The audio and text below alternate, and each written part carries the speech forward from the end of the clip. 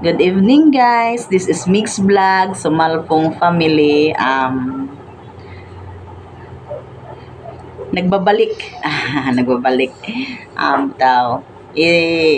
Almost 2 years akong hindi nag-update ng YouTube dahil nawala siyang monetize dahil hindi nakarating ng $10 pa yung threshold ko. Then, nung nawala siya, nawala na din ako ng gana. Tsaka, yung panahon na yun, nakalimutan ko din talaga yung AdSense ko. Kaya, hindi ko maipapasok-pasok ngayon kung ano AdSense ko. Sa stress. O, bitaw. Totoo yun, guys. Tapos, ngayon, sabi ng mister ko, gusto niya magbago.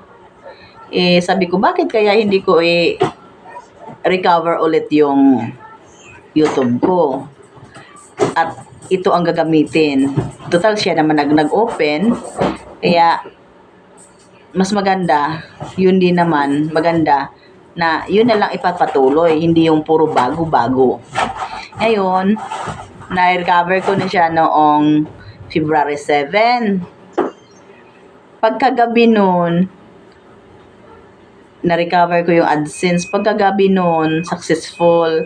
Din pagkagabi noon, nagpadala na agad si YouTube sa amin ng AdSense PIN. Yan. Makikita mo na tatlong at kaya nagpadala na talaga siya. At nakarating na din siya ng $10 ang threshold ko. Kaya maghihintay po ako na darating yun. At kung hindi man pa siya darating, ay request ulit. Hindi ako magsasawa hanggang 3 times. Then, kung hindi siya darating ng 3 times, mag-mechanic na lang ako.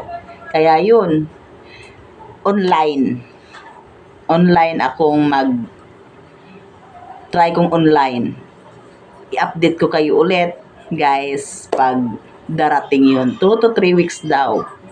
Hihintayin ang AdSense PIN. Yan. Huwag kayong mawala ng pag-asa sa wala pang AdSense PIN. Gaya ko, umaasa pa rin ako. Salamat sa Panginoon. Thank you for watching. Don't forget to like, share, and subscribe. And hit the notification bell for more video. At God bless us all. Bye-bye. Thank you for watching.